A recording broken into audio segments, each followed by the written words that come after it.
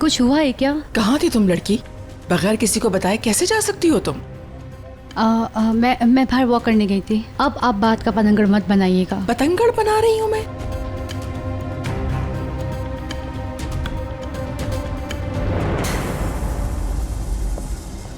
तुमसे अम्मी जान खुद बात करेंगी। ये आदमी कौन था? तुम्हें इससे क्या, बस तुम ये सोचो कि तुम्हें अजीजा बेगम को क्या जवाब देना है। बेटी ठीक हो ना? ठीक हूँ। अच्छा चलो अंदर।